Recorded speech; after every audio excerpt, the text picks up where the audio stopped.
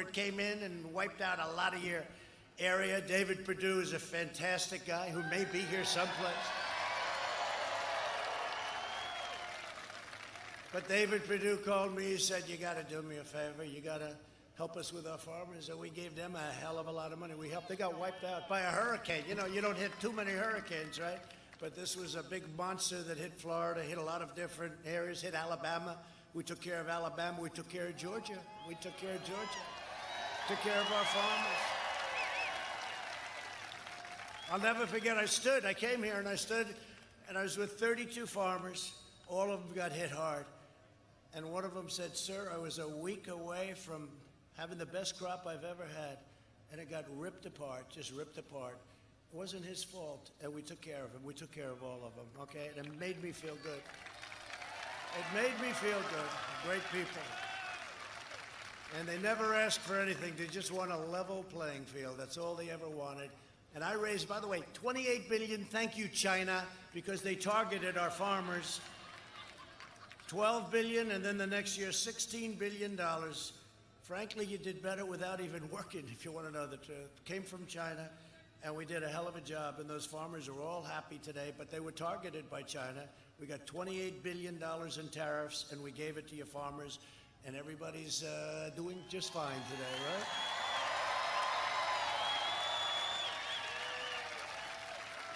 But the radical left is doing everything in their power to protect their chosen candidate who has no clue where he is. He's gone. They've nothing but disdain for you and for your values and the values of Georgia. I know Georgia very well. They flood your communities with criminal aliens, with drugs, crime, while leaving behind. And you see what they do. They live in gated communities, but they flood you out. They complain about guns, and they complain about everything. And then they want to end your Second Amendment, but they want protection for themselves. They oppose school choice while sending their families to the best private schools. We need school choice, by the way. They demonize our great, and you know, you see this. Hello, look how beautiful. So beautiful. They demonize our great police and law enforcement while hiring private security for themselves. They attack the Second Amendment every single day while employing armed guards. And let me tell you, I am the only thing standing in the way of you and your Second Amendment. It's under siege. That's a big deal. They support crippling lockdowns while their jobs remain totally exempt. It's time we sent a message to these wealthy liberal hypocrites. I could have every one of them. By the way, I mean, just like I said before, I know these guys, I can call them all. Hey, do me a favor. Irving, send me $5 million. Okay, I'll do it. Donald, I'll do it if you want it. Oh, man, I got to do it. Do you mind if I take 1 week and just do it? I will set the all-time record on fundraising. Man, would I be good at that. It's so easy. I wouldn't have to explain a thing. But they come from Washington, they come from New York, they come from Silicon Valley. And by the way, those Silicon Valley guys are sort of getting caught, aren't they, huh?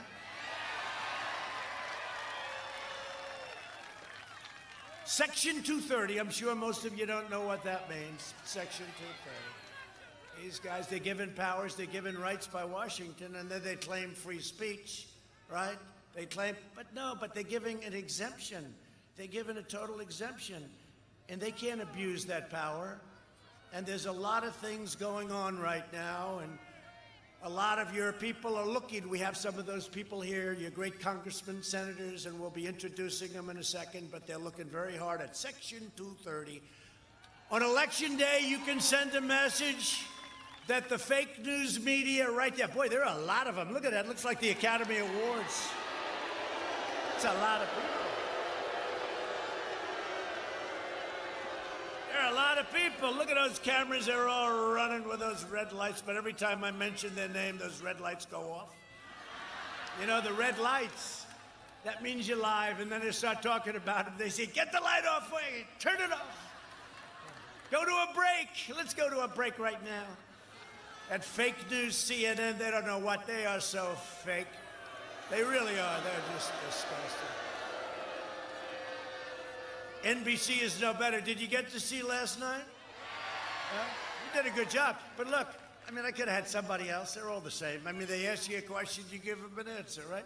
But I want to tell you that she's like disappeared. Everybody thought it was so inappropriate. Here they give this guy softballs. Did you see a week ago Lester Holt? Lester Holt, another genius. Lester Holt. Here's Mr. Vice President, sir, what did you have for dinner, sir? Was it good? And in Savannah, it was like her face, the anger, the craziness. I mean, the craziness last night. And I said goodbye. I said, great job, Savannah, you did wonderfully, good job. But we got very high marks for that last night, but they thought it was very unfair that Sleepy Joe, who cannot answer a question, he really can't answer a question. Well, Chris Wallace protected him with me. I talked about the Moscow $3.5 million payment. I talked about the $1 billion. Chris Wallace wouldn't he said, no, that's not appropriate. Why? You mean the guy's allowed to take $3.5 million so we're not allowed to talk to him about it? I'm telling you, that Biden family, and others, but that Biden family is corrupt. It's a corrupt family. And with me and my kids, let me tell you, my kids, I'll tell you something, though, and it's very, lock them up. You shouldn't lock them up. Lock up the Bidens. Lock up Hillary. Lock them up. Can you imagine if my kids did what this guy Hunter is doing? Ivanka. Oh, my beautiful, my wonderful Ivanka. She's a good kid. Can you imagine? And you know, she's much smarter, much sharper. She could, if she wanted to, how could she do well? And Don and Eric and Tiffany, they're good kids. But you know, we don't do things. It's like, boy, they'd make a fortune. Just think of it. And when you look at what they get away with, and by the way, Biden's brother, try that one. I won't go too deep in the family. I'm not looking to insult everybody. But honestly, in my opinion, it's a criminal enterprise. It's a criminal enterprise. He's like a vacuum cleaner. The father goes through and the son comes in a vacuum cleaner, millions of dollars pouring in. And take a look at the way they live. 47 years he's a politician. He lives very well. Almost as well as Maxine Waters. You ever see her house? Maxine Waters, what a beautiful house she lives in. I wonder how that happened. On Election Day, you can send a message that the fake news media can't get away with it any longer. We can't let them get away with it any longer. And these big tech companies, you know, it's funny because I've heard about the big tech companies. I didn't care too much, and I heard the power was unbelievable. And it's like 99% for the other side. And I kept hearing about big tech, the power, and I ran. I kept hearing it, you know, what the hell. In one ear, out the other. But I kept hearing, and we won. So I kept hearing after that, we won. And I said, well, wait a minute. If they're so powerful, how come we won, right? They were 100% against us. But now it's gotten worse and worse, and now they've gone crazy. They've gone crazy. How about our magnificent Kaylee, right? So Kaylee, I don't know what the word would be. I guess suspended, but they suspended her account because she posted an article from the New York Post, which is one of the largest papers in the country, which, by the way, I want to thank them. The one paper, they've really got guts. They're printing this stuff. They got to be making a fortune as much as they can make in that industry nowadays. But you know, when you look at the failing New York Times and the Washington Post, they don't want to write about it. They don't want to write about it. This is the biggest political scandal. No, I'm sorry, it's the second biggest political scandal. The biggest political scandal, we caught them. That's when they spied on our campaign and tried to take down your president. But this is the second biggest political scandal. These are a bunch of bad people. And you think it's fun doing what I do, right? No, I had a great life, I want to tell you. I was doing well. I was having a lot of fun. But you know what? I would never give up what we've achieved. Think of what we've achieved. The other side. I mean, honestly, there are a lot of successful people. There are a lot of people that are successful. Got a lot of them right here. A lot of successful people. But nobody in first 3.5 years, first 3.5 years, nobody has achieved in the history of our country what we've achieved with our military, with our tax cuts, with our regulation cuts, with all of the things that we've done. Nobody has done as much as we've done. Things like right to try, things like Space Force. Thank you very much.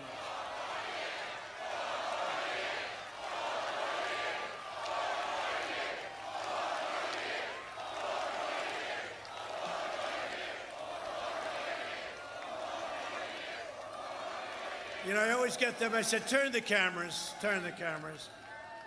So we just left Florida. We had a crowd that was like this. It was massive. It went on forever. I said, turn the cameras, show the crowd. They don't realize it's actually good for them because it's exciting. It's like being at a Florida State, Florida, Ohio State, if you want to say. It's a massive football game. You know, before we had to socially distance, we have all these empty seats, right? You'll be back very soon. You'll be back very soon. But. And then, of course, Georgia. Not bad. You're doing okay. But. And who's the greatest of them all from Georgia? Who's the greatest of them all from Georgia? Herschel. By the way, how good was Herschel Walker, right?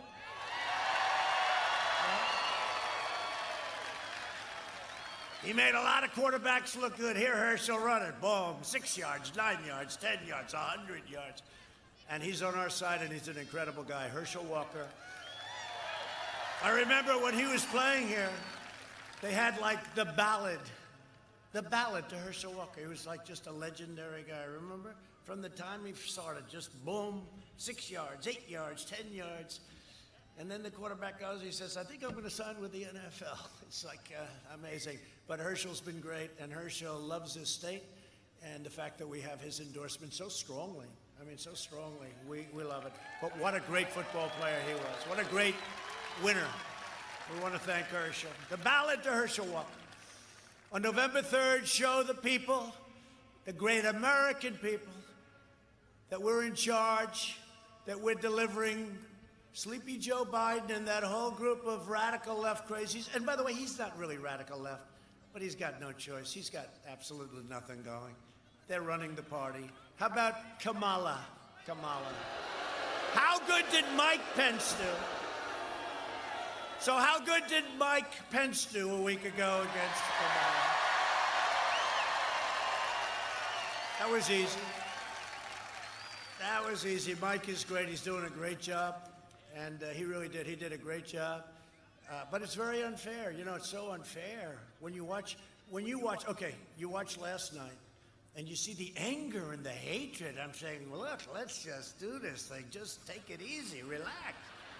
Just relax. Take it nice and easy, okay? Okay? She said, but I told you that's true. I said, I don't believe you. Why would I believe you? You know? You see that? Where she's screaming. I said, well, who told me? I told you. I said, who cares if you told me? What are you telling me? But we got very high marks. But compare that. Could you imagine if Joe Biden was treated like Savannah Guthrie treated us? Not me. It's us. Could you imagine? He would be freaked out. He would probably be under the table. He would be under the table. And she's easy compared to President Xi and Putin and Kim Jong-un and plenty of others. She's like easy pickings. But could you imagine if she came at him? Did you see? Now, I was interviewed a couple of weeks by George Stephanopoulos, and it was a tough interview, but it was fine. I don't say, like, you know, give me the answers and the questions. Do you ever see where they ask him a question and then he starts reading the answer? That means he has the answers to. I never saw anything like what's going on in my entire life. They asked, how about, did you see that a week ago where it said, move it up a little closer, I can't read the damn answer. This is the fake news. I've been saying it. I am so proud of the fact that I've exposed these people for what they are. I'm telling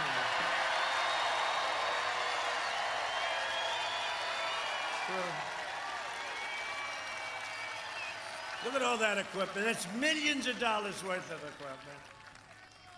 And you know what? If they were truthful, our country would come together so fast. It's really true. They're a big part of the problem. I was saying today, I was telling, when I was in Florida, I was telling the story that, our people, we're going to bring it all together. And they said, how are you going to do it? Through success. Because we were ready. We had the most successful economy we've ever had. We never had an economy. African American, Hispanic American, Asian American, women, people with high school diplomas, people without high school diplomas, people from MIT, top of their class, geniuses, physicists, chemical engineers. Everybody was doing better than they've ever done. And then we had the plague sent to us by China. We're not going to forget that. We're not going to forget that. We're not going to forget it, and they know we're not going to forget it. They know it damn well that we're not going to forget it. And now we closed it down. We saved millions of lives. They don't say that, We're at over 200,000. That's terrible. But compared to other nations, it's amazing what we've been able to do. But we saved millions. It was supposed to be 2.2 million lives, right? And we saved millions of lives, and now we're rebuilding it back, and our economy is setting records. What we're doing is setting records. But if I don't sound like a typical Washington politician, it's because I'm not a politician. And if I don't always play by the rules of the Washington establishment, and it would make, it would make my life a lot easier, to be honest. I know how to play those rules. Remember they used to say, and I used to play the game about acting presidential. I'm a smart guy. We're a lot of smart people here. I'm smart. And I always said it's much easier to be presidential than to do what I do, right? Remember? And I said, I'm more presidential if I wanted to be, but I got to get things done. I don't have enough time. There's so many stupid things that happen with bad deals, stupid deals, bad trade deals. But do you remember I used to go, and it would have fun, but I'd used to go and I'd imitate a president who's playing presidential. That's so easy compared to what we do. What we do is much more difficult. I said, I can be more presidential than any president in our history, with the possible exception of Abraham Lincoln when he wore the hat. That was tough to beat. That was tough to beat. But you remember I'd do it. We had fun with it. We'd say, ladies and gentlemen of Georgia, this is your president, and it is a great honor to be with you tonight. Things are going very well with our country. Our military is building. And, so I could do that, and, within about 3 minutes, everybody would pick up and they'd say, let's get the hell out of here. This guy's... No, we're doing a great job. We're renegotiating these horrible trade deals. We're bringing our people back home. Our soldiers are great heroes. Because I was elected to fight for you, and I fight harder for you than any president has ever fought for the people of this country.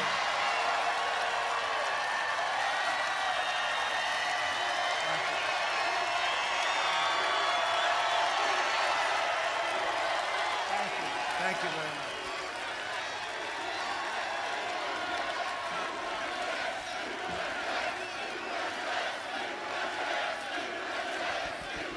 Thank you. By the way, I have to tell you, the spirit in this country is unbelievable. The spirit in these rallies are unbelievable. And hey, we were in Minnesota. We're going to win Minnesota. Minnesota, I think, hasn't been won since 1972. We're going to win Minnesota. We're going to win Minnesota. Opened up the iron ore. We opened up areas of Minnesota that they closed. In Maine, Obama took away 5,000 square miles of ocean. Can you believe it? I gave it back to the people of Maine. We're doing things that nobody's ever thought about doing, ever done.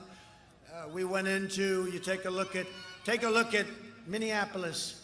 The place was burning down. The National Guard goes in. 30 minutes, would you say? Remember, they formed that beautiful scene. After watching this for a week and a half, and we want to do it with Portland. Portland would be so easy. Wise guys. They're just wise guys. These are wise guys in there. You know, you had the one guy who killed somebody in the street. Took him 3 days to arrest. I sent in the U.S. Marshals, you know. 15 minutes later, it was over. I said, why hasn't that guy been, they all knew who, they were putting his picture up. I said, why hasn't he been arrested? Well, sir, they haven't. I said, really? You got another day? We sent in the U.S. Marshals. In 15 minutes, we had the greatest law enforcement people in the world. 15 minutes later, it was all over for him.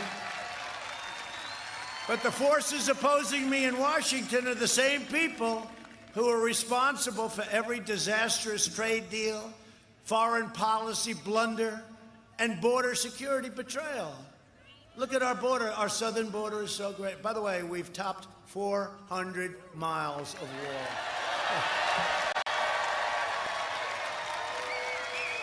Building 10 miles a week. It'll be finished very soon. But it's had an incredible impact. Our border has never been as good. We got rid of catch and release, all the stuff that everybody said would be impossible, but it's been incredible. And Mexico is paying for the wall. You do know that, okay? They like to say, now finally they say, okay, he's building the wall. But Mexico's not paying for it. No, Mexico is paying for it. They know that, but they don't like to say it. No, we're doing some incredible things. This is the most important election in the history of our country. And I used to, even 2-3 months ago, say, well, you know, this is like very important, but 2016 was important. This is more important. This is more. And you know, success will bring us together, as I was saying, but you know what else is going to bring us together? A victory. Because they're just going to finally say, let's just give up. They're going to say, these people can't be beaten. They're going to say, these people can't be beaten. And many of them were so happy. 2 weeks ago, they heard Trump tested positive. They were so happy. And then I got out, like right away, here I am, like a long time. I could have done.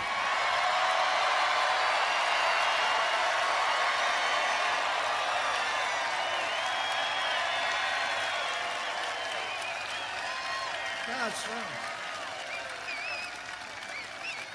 They say, can you imagine he won't be able to hold any more rallies? He'll be recovering or worse.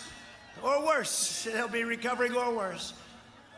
And like 12 minutes later, here we are, you know. Like, don't forget, I've been doing this for a long time already. This is not my first rally, right? But all these rallies are like this. The spirit of this country is unbelievable. And that's what we have. And even the fake news admits we have more enthusiasm than any candidate in the history of this country.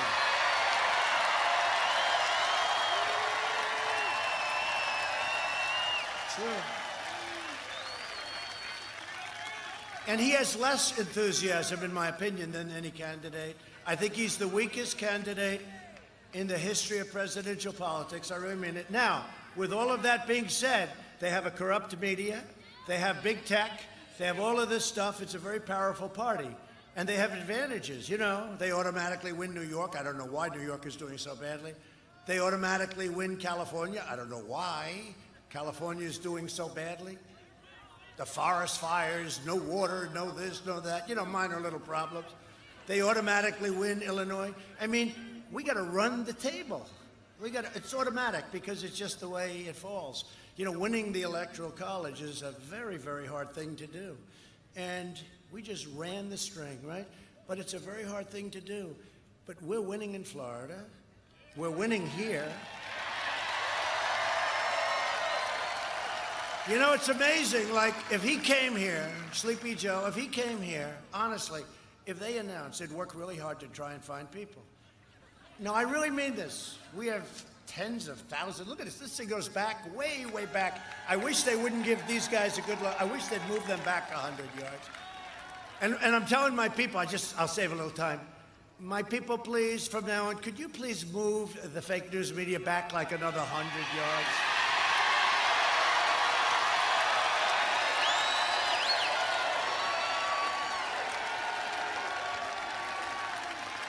I hope you're listening, too. No, because you know what? Those cameras, they have magnifiers on. They can be back, and you can get a lot of people. So instead of standing behind the camera and looking at the cameraman's ass, we don't need that, okay? Just move them back, and we get more people up here because it goes back forever. Thank you back there. We love you. Thank you. But we're going to move it back. Move them back.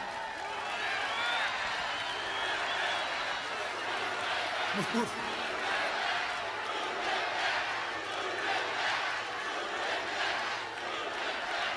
This can only happen in Georgia.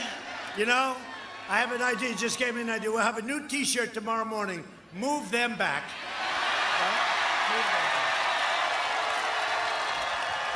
Well, we did it with, we did it with this crazy Hunter Biden. Remember? Where's Hunter?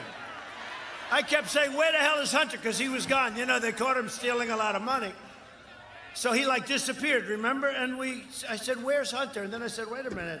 That's a great idea for a T-shirt. We came out with a T-shirt, Where's Hunter? It became one of the big successes of the year. Where's Hunter?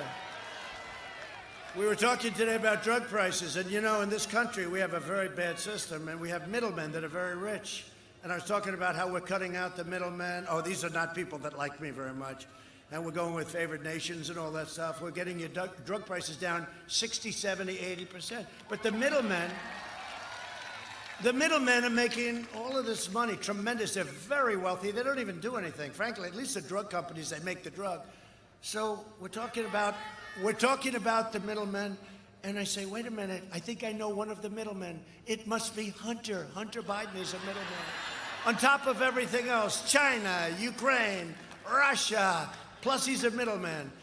What a family. Biden's made a corrupt bargain in exchange, and that's what he's done. It's a corrupt bargain in exchange for his party's nomination, which, by the way, should have gone to Bernie. Elizabeth Warren, Pocahontas, if she would have left a day before Super Tuesday, Joe Biden would not have won any of those states. They split up the vote. It was super liberal, her, and it was crazy Bernie. And I say it all the time. I think Bernie Sanders is the nicest, greatest loser I've ever seen because, no, it's true. And I mean this, and we're going to get a lot of their votes because they love us on trade. Because the one thing Bernie's right on is every country in this world, including our so-called allies, excuse me, are there any children in the house? Okay, close your ears, children. Screws us on trade. And Bernie's people know that, and Bernie's into it. The problem is Bernie wouldn't be able to do anything about it. I've done a lot about it. But that's why we got a big percentage of Bernie people. And because they didn't like Hillary, but they don't like Joe. And we're going to get a lot of Bernie people, so I have to be nice to Bernie. But I consider him a really good loser, because he loses with he's so nice about it. He loses. I mean, what she did to him was bad, but this was in a way worse, because all Elizabeth Warren had to do was leave the campaign, didn't even have to endorse him, and he would have gotten votes, and he would have won every single state on Super Tuesday. And that didn't happen. And so now we have a guy with a little bit larger base, but no energy. Here we would have had somebody with a smaller base, but with tremendous energy, but not as much energy as we do, and we have a big base, so I like that either. A long, complex story, but what the hell? I have nothing but time, right? What the hell? In exchange for his party's nomination, he's handed control, and you know that, in exchange to the socialists and the Marxists and the far-left lunatics. If he wins, the radical left will be running this country. They're addicted to power, and God help our country if that happens. I really mean it. You'll never make a comeback. It'll be a large-scale version of Venezuela. I've been saying that for a year, but I've never meant it like I mean it now. The only difference is the size, because the ideology is the same. Venezuela 20 years ago, less, was so wealthy, one of the wealthiest countries. It had oil, it had everything, very, very magnificent. Now they don't have water, they don't have medicine, they don't have food. Everyone's fleeing the country. The only difference is the size. But the ideology, when you look at a Portland, I want them to let us in. I said, Governor of Oregon, I said, let us come in. I want to solve your problem. But they're radical left Democrats. It's just like the craziest thing. But that's what Venezuela is. They're anarchists. You look at some of these cities, they're anarchists, and they don't want to say. And the press wants to call them peaceful protests. And we originally had a hard time. we had a hard time. They didn't want us to have any rallies in certain states. And then I realized you're not allowed to go to church. You're not allowed to have dinner with people. You're not allowed to do anything unless in Michigan you happen to be married to the governor because her husband. You're not allowed to go sailing unless you're married to the governor of Michigan, in which case you can go sailing. Remember that? Did she get caught or what? Now she's blaming me because people were whatever. I don't know what's going on. I don't know. I wasn't. And it was our people that caught them, right?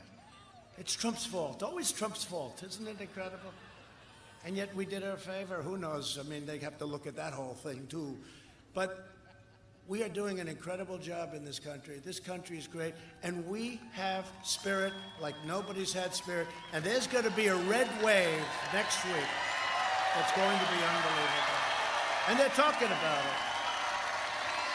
Look at that. That's millions of dollars worth of equipment. And they'll never turn it around to show those people back there because they want to say. Donald Trump had a rally in Georgia. There was a smattering of people, a small smattering. No, it's amazing. Nobody's ever had what we've had. And you're going to have a red wave. They call it a red wave. One of these characters standing right there, he said, there could be a red wave. Don't say there could be. There will be. It's going to be a wave.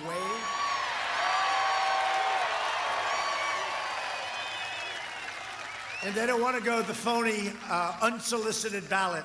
You know, they send ballots out by the millions. They don't have no idea. Well, they do actually have an idea where they're going. That's what really. But we say, who's sending them? Where are they going? Who's getting them? Who's delivering them? Who's signing them? What the hell are they doing? And then if you say that, they go, he's not for freedom. He's not for freedom. And they know better than you do. It's a big con job. So we have to be very, very careful with the ballots because they find ballots in a garbage can last week. Military ballots that had the name Trump on them, and they're in a garbage can. They found 50,000 ballots from Ohio. They find them from North Carolina, dumped in a river. They find them, I think, 500,000 ballots in Virginia. They were incorrect. They're printing them wrong. They had one little problem on one set of ballots, thousands and thousands. They forgot to put the name of Donald Trump on the ballot. Other than that, the ballot was quite good, okay? No, this is a serious, and I'm being serious about this. These people are doing a tremendous disservice, and they're using COVID as the reason. You know, they're using this as a reason not to go out and vote. So we voted in World War I, where, by the way, you had a pandemic that made this look like peanuts, okay? World War I. They voted in World War I. They voted in World War II.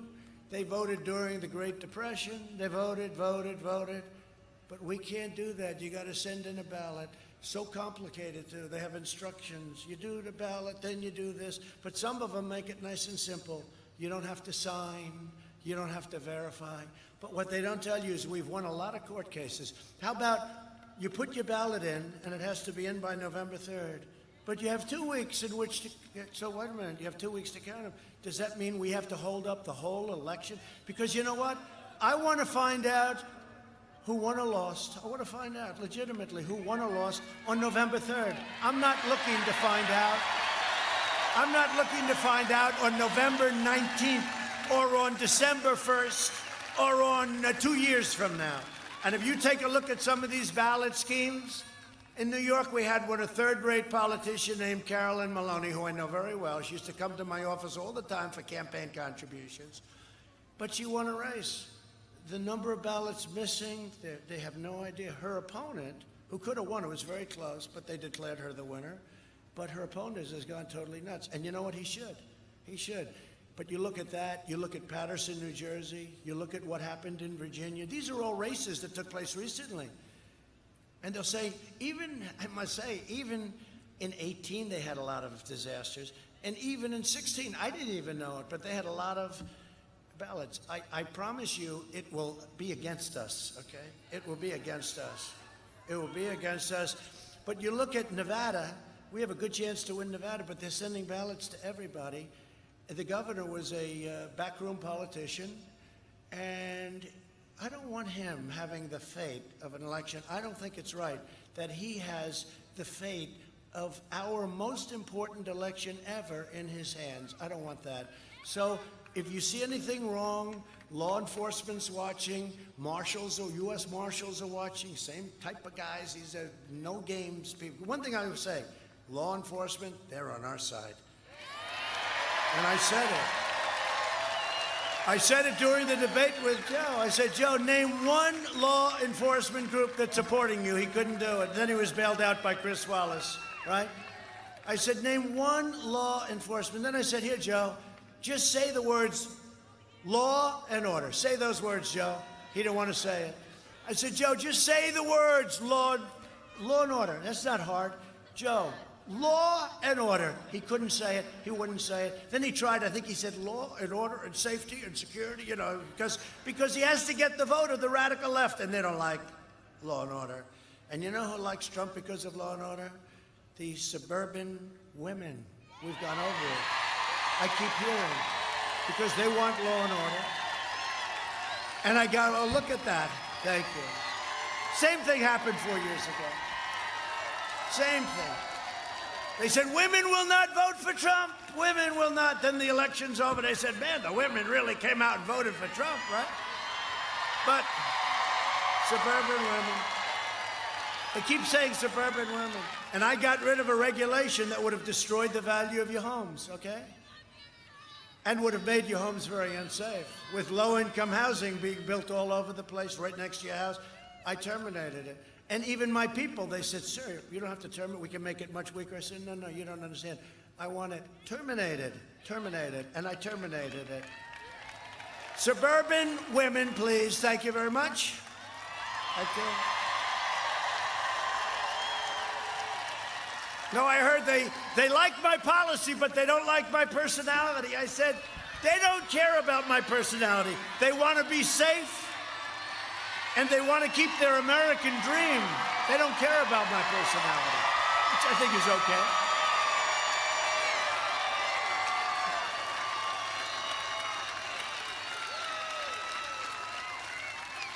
They like my personality. And I like them. I like them. I love them. The radical left is hell-bent on destroying everything that we love and cherish. You know, it's that culture stuff, right? Cancel culture. They want cancel culture. They want to get rid of our great heroes from the past. They want to get rid of our history. They want to get rid of our culture, right? I was at Mount Rushmore. They want to blow Mount Rushmore up. I said to our great governor of South Dakota, Christie, I said, Christie, it's never happening. Christie, don't worry about it. She said, you don't have to, we don't even need your help on this one. It was so beautiful, Mount Rushmore. They want to blow it up. I said, not going to happen. None of that stuff is going to happen. But I will tell you, a few months ago, if I weren't your president, you would have had the Jefferson Memorial, the Lincoln Memorial. How about Lincoln? They want to attack even Lincoln. He's probably looking down and he's saying, what the hell did I do? I was on their side, I think, right? What did I do? They want to attack the Lincoln. If I wasn't your president, they would have attacked the Jefferson Memorial. And I stopped it. I stopped a lot of things. I also saved your Second Amendment, by the way. They want to punish the middle class, expunge every last trace of traditional values, and replace the American dream with a socialist nightmare. The Democrat Party has gone crazy, but they have contempt for America. They have contempt for the United States. And I don't think Biden does, but Biden has no power. He's gone. He's gone. Up here, he's gone. The Republican Party is proud of America. We're proud of America. We love America. We celebrate American values, American history, and American culture, and we're working to deliver a truly extraordinary American future. But I want the Republican Party to get tougher, because the Republican Party, they're very good people, but they're not tough enough in terms of our values or what we stand for. They let these other people, these lunatics, get away with things like you can't spy on a campaign, you can't try and take over a duly elected president of the United States and get caught. And when you get caught, you have to suffer the consequences. It's very simple. Joe Biden and the Democrat socialists will kill your jobs, dismantle your police departments, and you see that going all over with Seattle and all. And by the way, Seattle, so they knew we were going in the following day. So the night before, they raised their hands and they left. Okay, very simple. I said, that's it. Whether they like us in there or not, we're going in. They took over a big piece of the city, and they weren't going to do anything. They knew we were going in. And so the night before, they said, you know, these are little facts that I give you just to give you, because that's the way it works. They're supposed to ask us, the governors are supposed to ask us. But these radical left, you know, if you look at Republican-run states and cities, they're doing phenomenally well, never done better. But if you look at these radical left, look at what happened to my beautiful New York since I left. 3.5 years, it was doing great, and I left. I'm not saying because, but maybe it is, but I left. I came to Washington. What's happened to New York, what they've done to that incredible city and state is so sad. Look at Chicago. Look at what's going on there. Look at what's going on. Atlanta. Look at Atlanta. It's so sad what's going on. And these are radical left, no bail, no cash bail, no nothing. I mean, you kill somebody, no problem, no problem. They're going to have to get their act together. They're going to have to get their act together, because we're not going to put up with it much longer. They want to dissolve your borders, release criminal aliens, raise your taxes. And by the way, I'm cutting your taxes big. Biden, this guy. No, Biden wants to substantially raise your taxes. And then he says, well, I'm only talking about people. I said, no. He wants to terminate the tax cuts that we gave you. So that's $2,000. And then you look at the energy cuts, and you look at the child tax credit, and you look, it's $1,000 each. And you look at all, it's $7,000, $8,000, $9,000 a family. Well, if you're going to terminate it, that means that's $9,000. Well, I don't know about that. You know, then he pulls out a piece of paper and he starts reading it out of his... Did you see that? He did that yesterday. He pulled out a piece of paper because he couldn't remember any of the numbers. He pulls out, and George Stephanopoulos is sitting there watching this. He didn't treat me as nice, you know, so I did him 2 weeks ago, too. And he was okay. He was fine. You know, it is what it is, right? He's going to ask me a question, right? You know the expression? He asks you a question, I give him an answer. That's all you can do, right? You can't do any better than that. But they were nasty, you know, pretty nasty.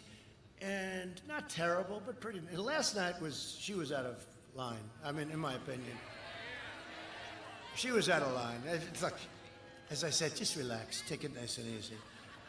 But when you watch the one the week before, it's just so, it's such a difference. The beauty is the people of our country get it. They're smart. They get it. They get it. They get it better than NBC owned by Comcast, C-O-N. I'd call it Comcast. You know, it used to be Com. They spend a fortune on public relations, and I come along and call them Comcast all the time. It's a con job. They want to confiscate your guns, drive God from the public square, and abolish the suburbs. That's what they want to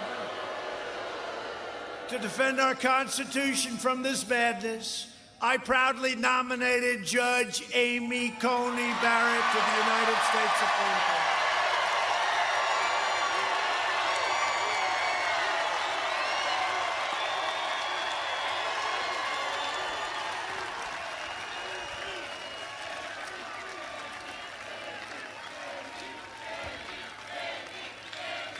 She's great. She's so smart. She's so smart, right? She's done a great job. She's done a great job. And she went through it, no problem. And they came at her. They came at her. It was like your Atlanta team when they were good a couple of years ago. How the hell did they lose that Super Bowl? Could you? How the hell did that happen? I keep thinking, man, if you own that team or you worked for that team, that was like that was a long shot. But you know, it's one of those things. But that was like that team playing a high school football team, right? She was so much more talented than those people that were trying to embarrass her, and she was cool as hell. The coolest was, do you have notes? Do you have notes? Yeah. What?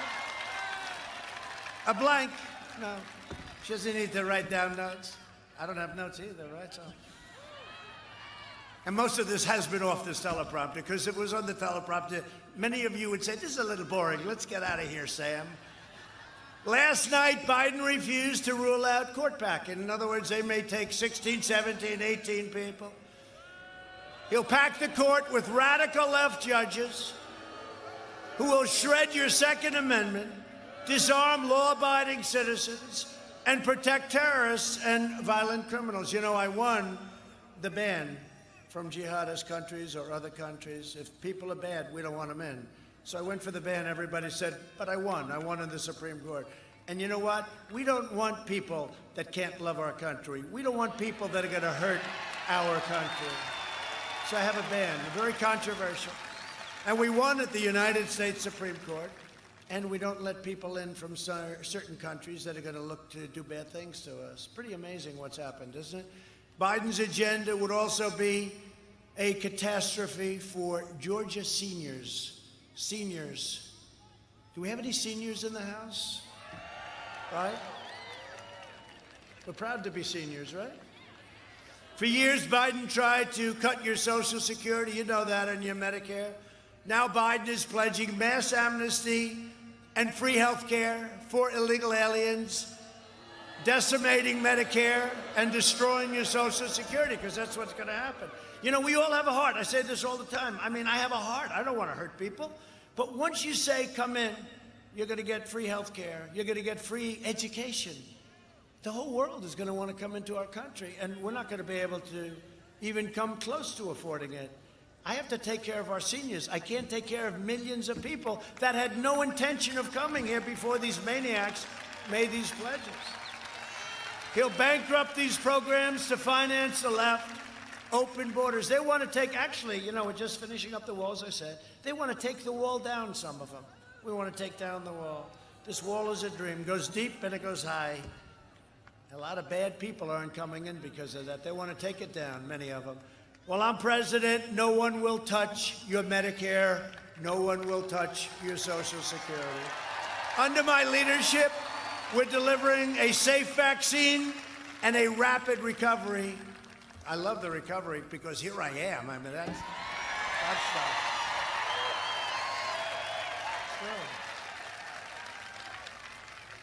Yeah, 2 weeks ago, I wasn't exactly feeling great. And, you know, when you're president, I told this today, when you're president, you got a lot of doctors. You get guys, Johns Hopkins, Walter Reed, you get all the great hospitals, and you got these geniuses, they're all over the place. Sir, let me do this, let me do that, just leave me alone, fellas. Get the hell out of here. But I wasn't feeling too great. And they gave me something, Regeneron. And a day later, I felt like Superman. I said, hey, whatever the hell that stuff was. And it's brand new, developed because of this. And we're going to do something very special. We're going to get it for every person that we think is appropriate for. In other words, every person that needs it. But I tell you what, you know, they could call it a therapeutic, but to me it was a cure, because the following day, our doctors are here. When you're president, they follow. We got more doctors. If anyone gets sick, this is a great time when I'm around, because you'll have about 15 doctors standing over you in about 9 seconds. It's happened. It's happened many times. Somebody gets not so well, and all of a sudden they got the greatest doctors you've ever seen. They do a fantastic job. But this was all developed just very recently, months ago, for this. It's incredible, the strides that we've made. If you vote for me, prosperity will surge. Normal life, that's all we want. I want a normal life like we had 7 months ago. We don't want any, we want a normal life. That'll resume. And next year will be one of the greatest years economically in the history of our country, because that's where we're going. This election is a choice between a Trump recovery and a Biden depression. Let me tell you something. He's going to quadruple your taxes. He's going to raise taxes on businesses. All the businesses that have moved into our country are going to move out. They're going back where they came. You're going to have a disaster. You will have a depression, the likes of which this country has never seen before, if these crazy rules get in with the Green New Deal. You know, the Green New Deal, the real number is $100 trillion. 100 trillion. You know, they say, well, we could do it for like 9 trillion. Well, 9 doesn't work either. But the real price is 100. They want to rip down buildings and build new buildings in their place with tiny little windows. No, if you don't mind, I'd like to keep my window. I'd like to have a nice view of Georgia. No, no, think of it. Think of it. $100 trillion. So, if we had an unbelievable economic surge that lasted 100 years without a problem, we wouldn't make $100 trillion. This is the craziest thing done by AOC plus 3, who knows nothing about the environment. She doesn't know. She's got a great line of bullshit. That's about it. No, it's true. She knows nothing about the environment. AOC plus 3. These were not great academics. How about Ilhan Omar? You know, I'm going to win Minnesota because of Ilhan Omar. She hates our country. I mean, you see the way she talks. She hates our country. No, please don't tell her to leave. That happened once before. I got in a lot of trouble. They start screaming she should leave, and they got me in trouble. They said, why did he protest? But she doesn't like our country. You see what she says. And I'm going to win. Remember this. Minnesota hasn't been won since 1970. That's a long time. 1972. And we're going to win Minnesota because of Ilhan Omar. Well, having Minneapolis ripped down, burned down, and then we come into the land, and they should have called us on day one. Day one. The problem is they keep waiting. They wait till, how about the CNN reporter? I think his name's Velchi, the shaved head, nice shaved head. Maybe I'll try that someday. Shh, shh, shh. I don't know. My poll numbers might go down or they might go up. You never know, right? Maybe they'll go up. But he's standing there. This is a friendly protest. And behind him, the fire is like 9 blocks long. It looks like Berlin during the worst days of their lives. The fires are raging. This is a friendly protest. Oh boy, oh boy. Then the National Guard started moving forward. He got hit in the knee with a canister of tear gas. And he went down. I've been hurt. I've been injured. These people are crazy. You know, they don't report the violence. They don't report the looting on CNN, MSDNC, all these different networks. They don't report them. They don't want to talk about them. They want to think everything's wonderful. It's not. And the reason it's not, a lot of it is because of them. But I will deliver optimism, opportunity, and hope. And that's what we're doing. And this is why we have this kind of spirit. And I hate to say it because I don't want to insult Georgia, but it's this way all over our country. We have the biggest rallies in the history of politics. Nobody has rallies like this. Look at that. Look at the people.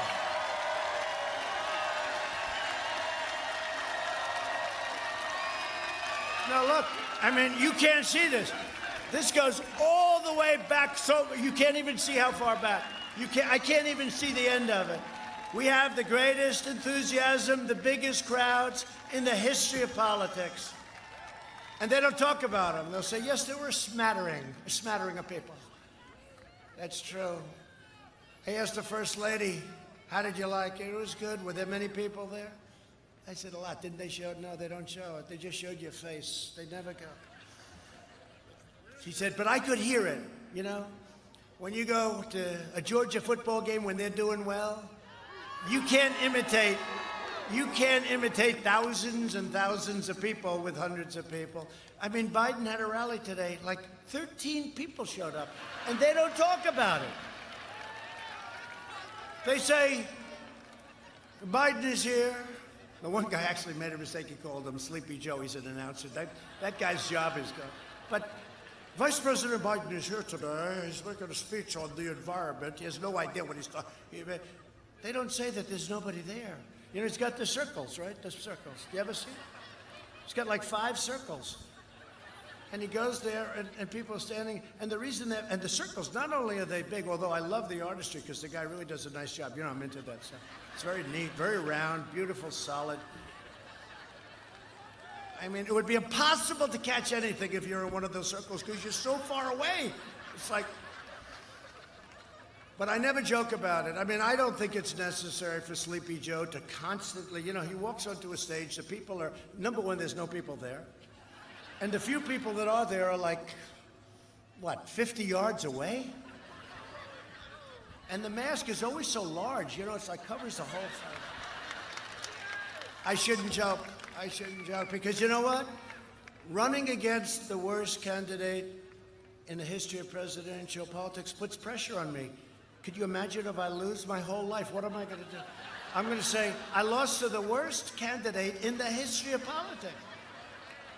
I'm not going to feel so good. Maybe I'll have to leave the country. I don't know. Biden will deliver pessimism, poverty, and decline. Our nation will decline very seriously. And again, he's been doing this for 47 years. He said, why didn't Trump move faster? Well, when I put in the ban on China, because they were heavily infected, and then Europe shortly thereafter, Biden called me xenophobic. I said, tell me what it means, Joe. Please tell me. I want you to know. He was unable to define it. They wrote it down, xenophobic.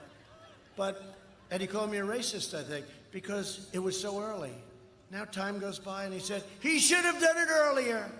He should have done it earlier. But he was months behind me, remember? He thought it was terrible that we closed down to China.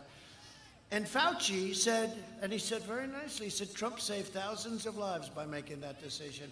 And to be honest, I was like just about the only one that wanted to do it. Joe Biden would terminate our recovery, delay the vaccine, prolong the pandemic, and annihilate Georgia's economy. And you're doing a great job, and you have a governor that's working hard, and he's doing a great job. I don't even know if he's here, but he's working hard and he's doing a great job. We're going to find out. And you've got a great first lady. And we're working to safely reopen their schools. Reopen the schools. Get those schools open all over our country. It's so bad. You know, Barron, right? Barron tested positive, my son. I said, are you okay? Yeah, I'm okay. Like about 2 seconds later, how's he doing? Oh, he's okay now, sir. Because they have a great immune system, I guess. Who the hell knows? I mean, they have an immune system. 99.9 something percent, right? They're young and they're strong. I mean, for this particular disease, the flu, they have problems with young children. Real problems, real death problems. But for this, it's 99.99 something. I mean, it's like incredible. But no, Barron tested positive. The First Lady's doing great. She's doing great. Doing a great job. And she didn't do the Regeneron thing. You know, she did it the old-fashioned way. She got better.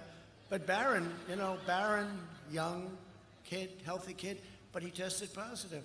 And by the time I got to speak to the doctor the next time, it was like, how's he doing, doc?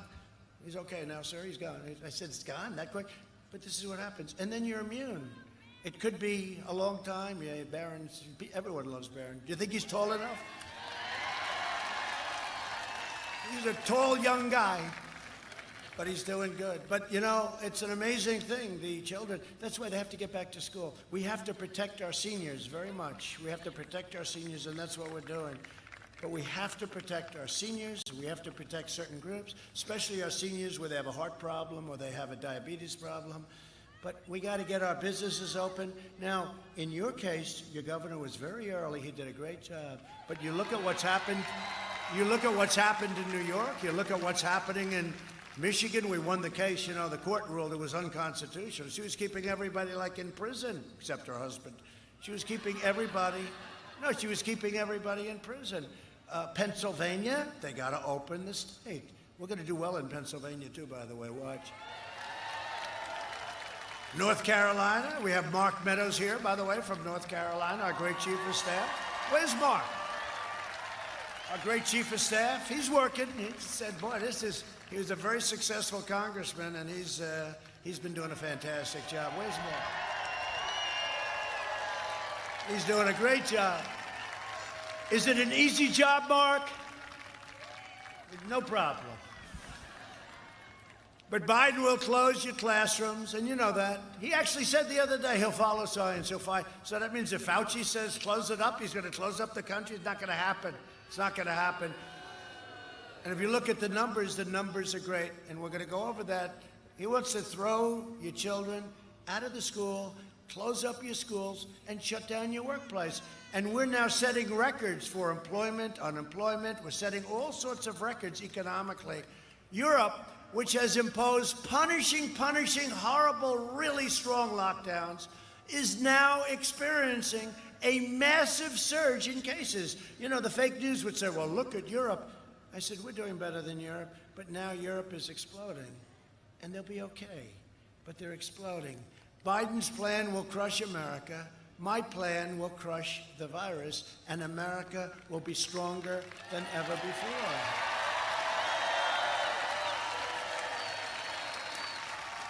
So our early and aggressive action saved, I think, at least 2 million lives. We pioneered life-saving therapies and reduced the fatality rate 85%. Think of that.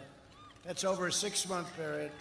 And I'm working to make the antibody treatment, and I've said it, and I got it, and I said, listen, for me it was great, and I'll bet for a lot of people it's great. These are the great scientists. They came up with some of the other incredible medicines of the last 10 years, this particular firm, but also Eli Lilly, it's very similar. And we're going to make it available free to anybody that needs it. Free. Should be getting the final approvals very soon. By the way, I'm getting approvals from the FDA that people would have taken 3 years to get, and those vaccines are coming out. But it's political, even that. I could have had them faster, but we had a little action. Nobody wanted me to get the approval before the election. And you know what? I'm not thinking about the election. I'm thinking about saving lives. The hell with the election. Thinking about saving lives. So that got a little political. Through Operation Warp Speed, we will have 100 million vaccine doses before the end of the year, and maybe substantially before that. The vaccine will end the pandemic once and for all, and they hate it when I say it. You got the vaccine? It's really looking great. Numerous companies, Johnson & Johnson, Moderna, Pfizer, great. Others too, many companies, all of them, they're great. But you know what? Without the vaccine, it's ending too. We're rounding the turn. It's ending without the vaccine. But the vaccine's going to make it go quicker. Let's get rid of it. We want to get it the hell out of here. So we're joined tonight by a man who I am so proud that I gave a very early endorsement to, and I did it because of David Perdue.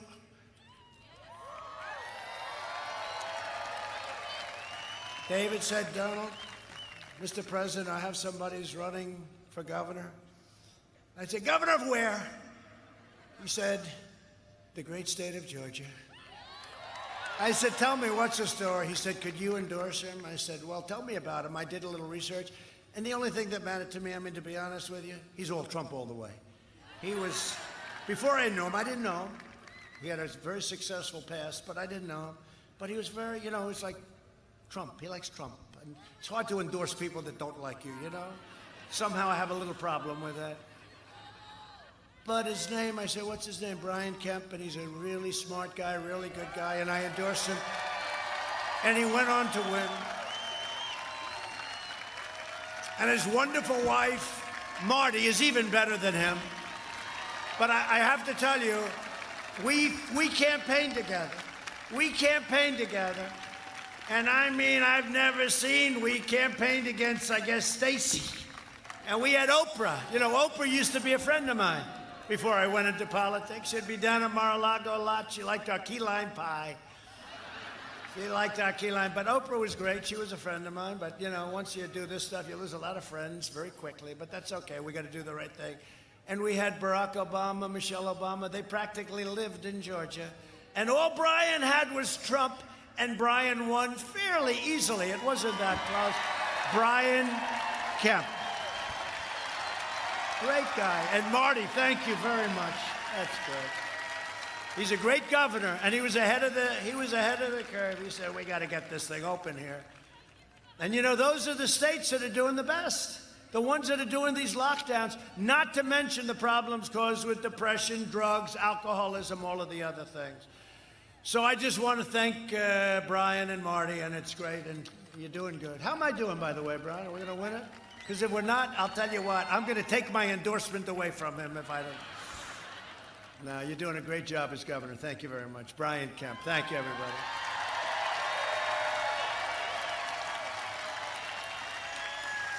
Another guy, he's been a friend of mine for a long time. You know, he's a very, very successful man.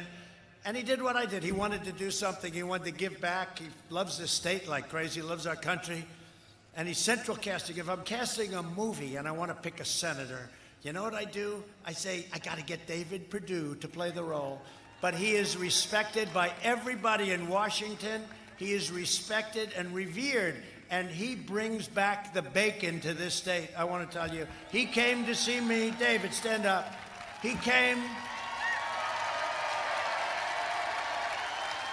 to see me about the farmers when they got, that's how I got involved in the whole thing and the hurricanes and all the damage. And we brought in a lot of money for our farmers in Georgia, right, David? So thank you very much. Great job. You're doing a fantastic job. And come to think of it, can't even believe, you know, the guy that's running against him, I beat him once before. 2 years ago, he was running against a very good woman, Karen, right? Karen Handel. And she's doing very well. But he was running against her, and we defeated him. And then he said, he's running against David. I said, this guy's not in the same league with David Perdue. I mean, that puts a lot of pressure on David, just like I have pressure on me. You're running against these people. It puts more pressure on you, David. It would be easier to run against somebody that was good. But he's a radical left, Schumer, Pelosi guy. He's bad on the Second Amendment. I remember when he was running, he didn't even live in the district. He's running for Congress. I said, what's going on? But we defeated him once, and I hear you're going to defeat him again. Thank you, David. Thank you. So a person who's become a friend of mine, and Brian thought she was fantastic, and I met her, and I said, the only thing is, you know, how would you handle pressure? You never know. This is a rough, mean business. And I found out she can handle pressure. She has been fantastic. She was with me 100% on the impeachment hoax. She's been with us all the way, and she's a great woman, and her husband is a great man and a very successful man. That's a good thing, not a bad thing, by the way. Some people would like to say, oh, the husband's a great failure. It's much better. No, no, no. He's a really respected person, and he loves his wife, and she's a terrific person. Kelly Loeffler. Kelly? Thank you. Great job. Great job, Kelly. Great job. I mean, my only problem, she's running against another great guy. I just said, run it out. I'm backing both of them because Doug Collins is here. Where's Doug?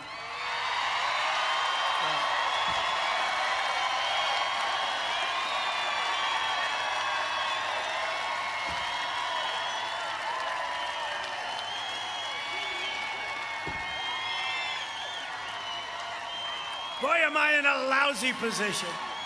I like them both. I love them both. He's been unbelievable with the impeachment hoax and everything else. He's a warrior. She's a warrior. But you know what I like? They're both going to the polls. They're going to bring their people with them. And you know who the biggest winner is going to be? Trump. Because everybody that votes for both of them is going to vote for me. But honestly, regardless of what happens, they're both going to be winners because whoever doesn't officially win is going to have an unbelievable future, and I'm going to make sure of it because these are two incredible people. Okay? You. And I mean it. But what a lousy position to be in, David, right? You like both of them, sort of. Oh, boy. So we have somebody, Jody Heist. You know Jody? Stand up, Jody. What a job. A warrior. A warrior. Thank you very much for everything, Jody. Jody's only leading his district by about 5,000 points, so we don't have to worry too much. We don't have to spend too much time. You're doing a great job, Jody. We appreciate it very much. Barry Loudermilk. Barry, thank you very much. Great job. Great job. These are warriors. These are incredible people. Rick Allen. Rick, thank you. Thank you.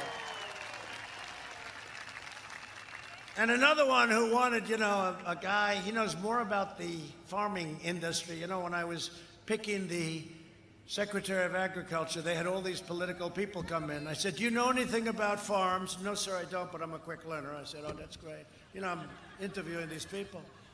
And I went through about 9 of them, and so far, you know, I didn't have any guy. I said, do you know what corn looks like? Do you know anything? No, some of them had absolutely zero. I said, have you ever been to a farm? No, sir, but I'm willing to learn. I said, oh, this is what I want. And then I meet this guy named Sonny Perdue. Somebody said, right? And Sonny came. I remember that meeting so much. And Sonny came into my office. And by the way, David called and Sonny called also about Brian, right? You know that, Brian, both of them. But he comes into my office, and I'm telling you, to this day, I learned more about farming in that 45-minute meeting than I learned ever in my life. I learned it all from you, and you have done a great job, and you've delivered $28 billion, and I hear another $13 billion is coming to our farmers, right? He loves our farmers. He's been great. He's been an incredible Secretary of Agriculture. Stand up again, Sonny. Come on. They like you.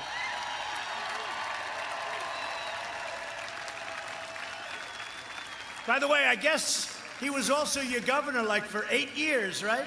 I don't even count that. I don't care about that. But you know, he was a very popular governor, Brian. You know that. He was very popular. He did a great job. But he was your governor for 8 years. But he has been a fantastic Secretary of Agriculture. Thank you, Sonny. I'm glad I could say it in front of your home friends, okay? And State Representative Vernon Jones. How about Vernon? How about Vernon? Where's Vernon? Man, what a guy. Look at this. You know, I saw him on television a few months ago, and he's talking about Trump is the greatest, he's the strongest, what he's done for our military, what he's done on the... And I say, well, this is a great guy. I wonder where he... And obviously, I said he's a Republican, so... And they put the thing on the bottom. It says Vernon Jones, Democrat, from wherever the hell he comes from. I said, there must be a typo. He's better than any Republican. I can't believe it. And then I checked him out, and he's a Democrat who likes Trump, and we love him. Vernon, thank you. And he's a popular guy. Amazing. Amazing. Spoke at our convention. And somebody who's doing a fantastic job, Insurance Commissioner John King. John, thank you. Great job, John. Appreciate it. Public Service Commissioners, Bubba McDonald and Tricia Pridemore. Thank you very much, both. Thank you, Bubba. Thank you, Tricia. Thank you, Tricia.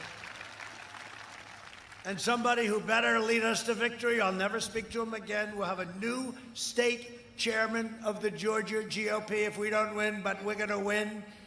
David Schaefer. David, thank you. How are we doing, David? How are we? Good? Way up? I saw a poll, we're way up. Don't just pretend we're even. You know what they do in politics? David Perdue taught me this. Pretend you're 1 point down, okay? And then work your ass off, and then just sit home and watch. That's what happened 4 years ago. Was that the greatest evening ever? But this is going to be better. This is going to be better. This is, in its own way, even more important. Candidates for Congress, Andrew Clyde. Andrew, thank you, Andrew. That's great. Good luck. I heard you're doing really well. And somebody that I just think is fantastic. This one, I never, ever want to have her as my enemy. Marjorie Taylor Greene. Where is she? She is so unbelievable. You are so unbelievable. Thank you. And I looked at some poll numbers. You're really up. But just pretend you're 1 point down, please, okay? But you're doing great. They love you. Thank you very much. Congratulations. Great job. And finally, Angela Stanton King. Angela, great. Going to be another great victory.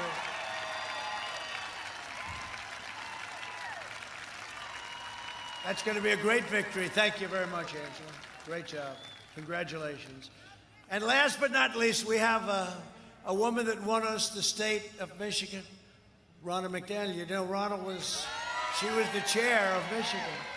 And she kept bringing me back and back and back. And I said, who is this woman? And then we won Michigan, which hadn't, and by the way, we're up in Michigan. It was just announced. We have a lot of car companies moving into Michigan, and they've moved in. Thank you. Thank you. She's done a fantastic job. Now, when it came time to pick the head of the Republican National Committee, I said, who is that woman in Michigan that kept getting me back there? Every week I'd get a call. Sir, you have to come back. You can win Michigan. I said, Michigan hasn't been won in 38 years. She said, I'm telling you, you're going to win. All right, so I went back and back. And each time I'd say, look, that's it, okay? That's it. You know, it's like a big deal. She said, no, that's okay, sir, that's it. The next day I get a call, you have to come back once more. And it was actually my last stop. It was at 1 o'clock in the morning, now actually election day. We had 32,000 people show up at 1 in the morning in Grand Rapids, right? Grand Rapids, Michigan. And we ended up winning the state of Michigan, first time in, decades, many decades.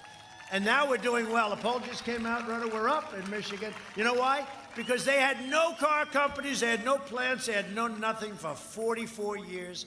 And they're building plants all over the state of Michigan because of me. And they're coming in from Japan, and they're coming in from Germany. They're building plants all over and expanding plants. So I think Michigan likes us. We've done the job. Thank you very much. Congratulations. Thank you. Done a great job. And get out there, and these three candidates for Senate, you got to get out there, really get out there and vote. They're unbelievable people. They're unbelievable, three unbelievable people, and we appreciate it. Under my administration, we built the greatest economy in the history of the world, which is true. There's never been anything like it. And now we are doing it again. You know, I see these hats, Make America Great Again. So you know what I say? Make America great again, again. Make America great again, again.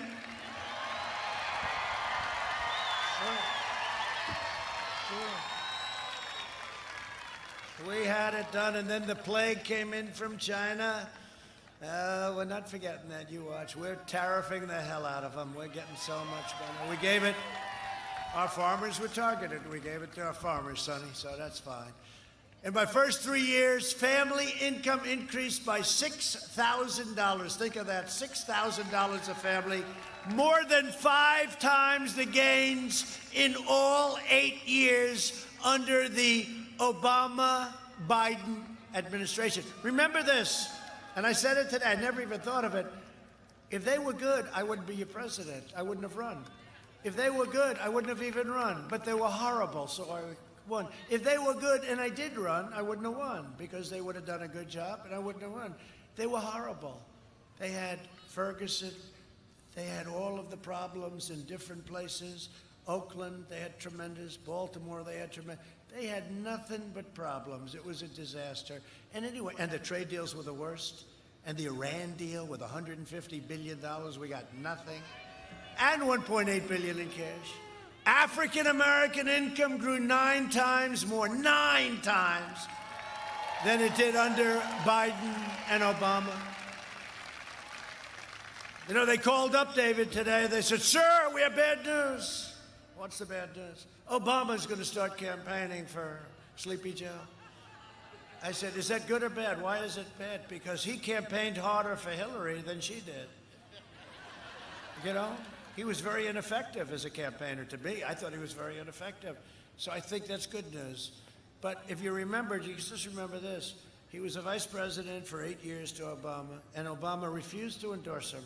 He wouldn't endorse. You know why? Because he knows he's mentally shot. He's shot. And Obama, look, I mean, he's a patriot. And he says, you can't have a guy like this. And then he ended up lucking out because Warren wouldn't get out of the race, and so they were splitting up the vote. And what did he do? He wouldn't do it. It took him forever to make the endorsement, David, right? It took him forever. And finally, because he couldn't believe it. He couldn't believe this guy won. But they said he's going to be campaigning for him. Just remember what I said. He never thought it was possible that he won. And then even after he won, he couldn't do it, but he finally got it done. To bring opportunity, security, fairness, and prosperity to black communities, I recently announced the Platinum Plan, which is a big deal. We will create 3 million new jobs for black Americans, increase access to capital, restore safety to every neighborhood, and we will deliver school choice, which is the most important thing. We're doing that. That's all done. And remember this, And I say this, and some people think it's like a lot, but it's true. They don't challenge me. With the exception of Abraham Lincoln, nobody has done more for the black community than Donald Trump. And it's true. It's true. I got criminal justice reform. That was me. That was not anybody else but me. They came to see me. I got criminal justice reform done, prison reform, opportunity zones done with Tim Scott from South Carolina, great senator, great man, great person. He's a great, great person. And I got all of this stuff done, opportunity zones, and we did historically black colleges and universities. Every year, they would come up, the heads of these colleges and universities, black colleges and universities, really good people. And after the third year, I said, how come you keep coming? Because they didn't have any deal. So every year they had to come. I said, what do you feel like? He said, one man, great guy. He said, I feel like a beggar, because every year we'd come up and beg for money. I got them 10-year absolute funding, historically black colleges. Obama wouldn't do it. Biden wouldn't do it. Nobody did it. I did it. Just remember, criminal justice reform. That's the biggest thing. Biden has vowed to ban school choice in charter schools, devastating the black community. We've spent the last 4 years reversing the damage that Joe Biden inflicted over the last 47 years with his stupidity. He backed NAFTA. He backed TPP, which would have been a disaster if I didn't stop it. And China's entry into the World Trade Organization, one of the worst things that's ever happened to our country.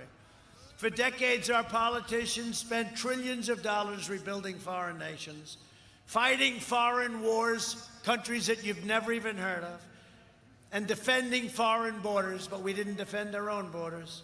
But now we're finally protecting our nation, rebuilding our cities, and we are bringing our jobs, our factories, and our troops back home to the USA. About time. About time.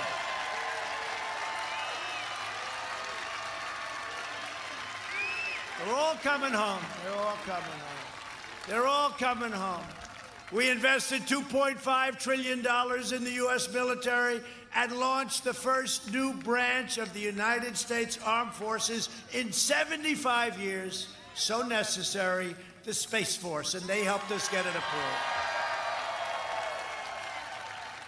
And for our great veterans, we passed VA choice and VA accountability.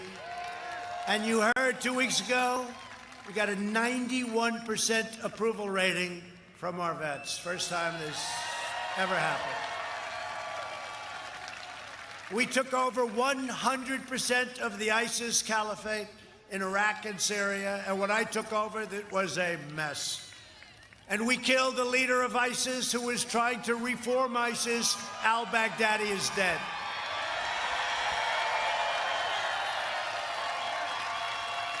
We took out the world's #1 terrorist and the mass murder of American troops and troops all over the world, and many, many people. Soleimani is dead. I withdrew from the last administration's disastrous Iran nuclear deal. They spent $150 billion to Iran that they used for terror. $1.8 billion in cash. I terminated. By the way, my first phone call, if we win, will be from the head of Iran saying, let's make a deal. Their economy is in tatters right now. They went down 27% GDP. I've never even heard of such a thing. But you know what? We don't want that. We want them to do fine, but they can never have a nuclear weapon. I recognize the true capital of Israel and opened the American embassy, right? And opened the American embassy in Jerusalem. And it's all built. It's all built. It's all built. It's all built. We got it. Not only did we get it approved, I got the building built. I said, find the building on a site that we own, and they came to me. You know that story. They were going to spend $2 billion to build an embassy. I said, that sounds like a lot. And I called our great ambassador. I said, David, do we have any land in Jerusalem? He said, yeah, we have a great site. I said, take a look at it, call me. Calls me, he said, there's a building on the site, we can renovate it. Now we're going to spend anywhere from $1 billion to $2 billion, right? I said, well, let's do this. Can we do something? Yes, sir. He calls me back a week later. He said, sir, we can renovate the building fully for $350,000 that we have already. Thank you, man. It's the first time in my life, in my business career, I ever did this. I said, David, it's too cheap. It doesn't sound good. Normally, I'd say, let's make it $250,000. I said, David, make it like $500,000 and use Jerusalem stone. I have a friend, Ron Barron, smart guy. He's so proud. He's got Jerusalem stone in his lobby of his office building. And I said, can you get Jerusalem stone? He said, yeah, we're in Jerusalem. I said, that's good. The whole place is Jerusalem stone, and it was cheap as hell, I'll tell you. So we built this building for under $500,000, and it's been open for a long time. And every president for many, many decades has said they were going to do it, and not one of them got it done. And I got it done and got the building built.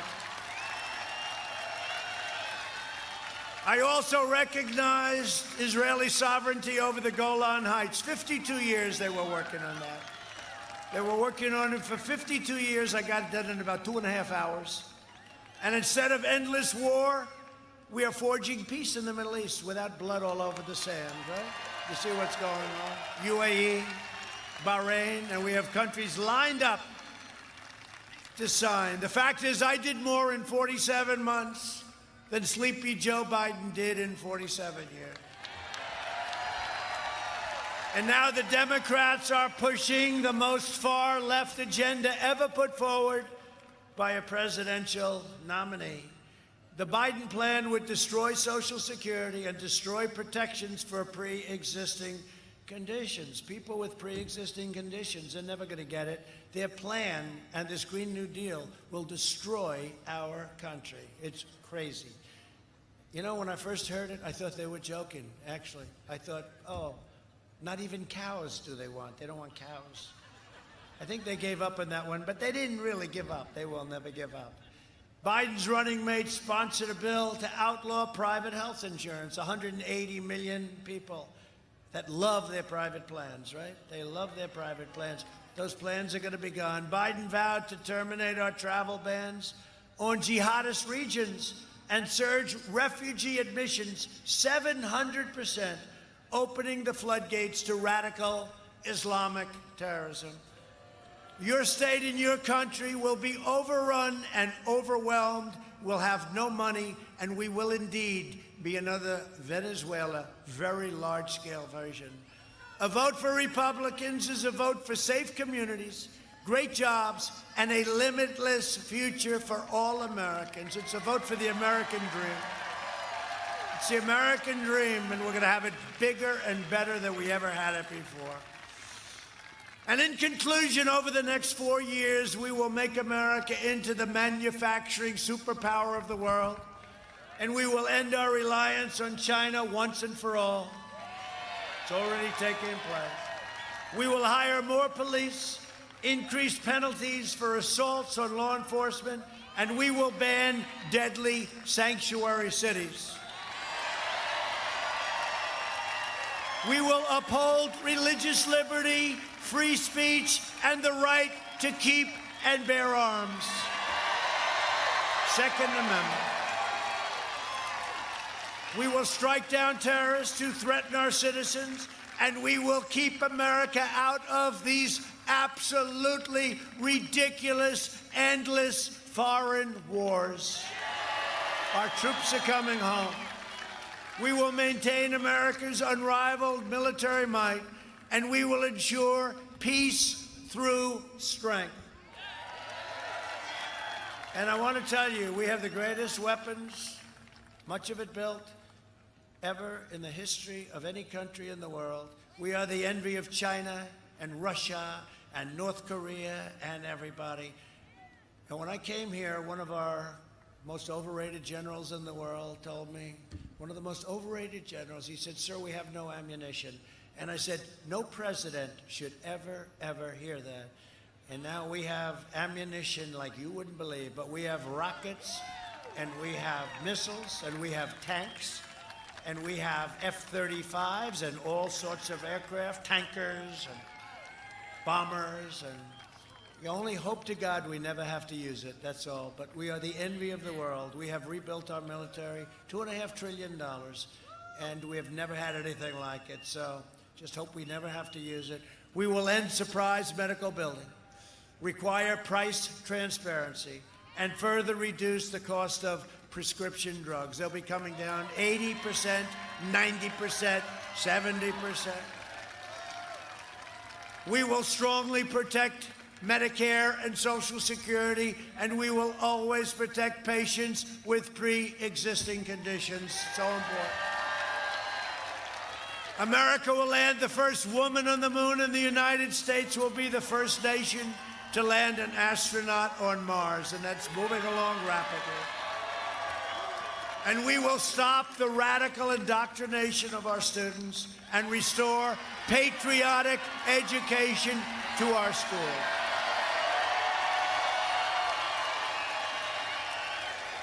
We will teach our children to love our country, honor our history, and always respect our great American flag.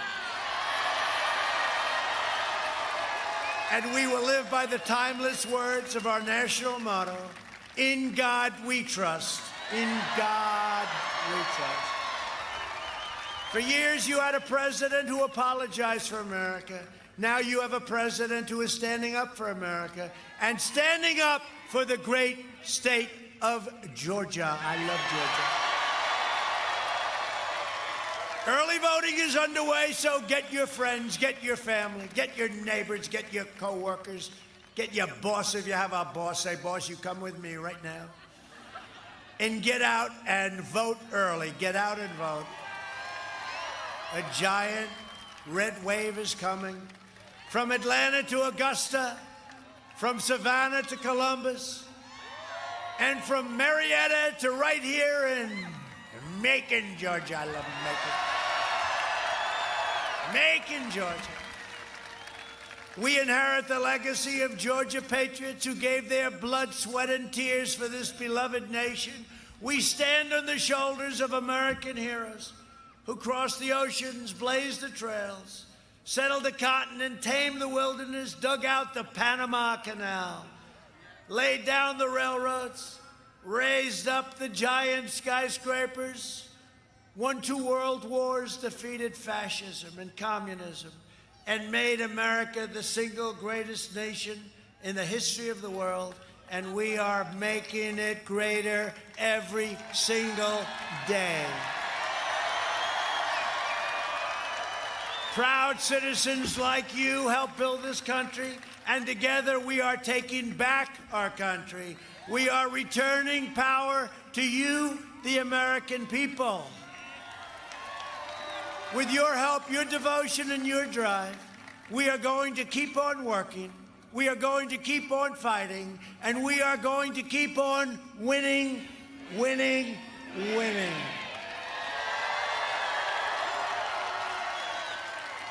We are one movement, one people, one family, and one glorious nation under God. And together with the incredible people of Georgia, we have made America wealthy again. We have made America strong again. We have made America proud again. We will make America safe again. And we will make America great again. Thank you, Georgia. Thank you very much.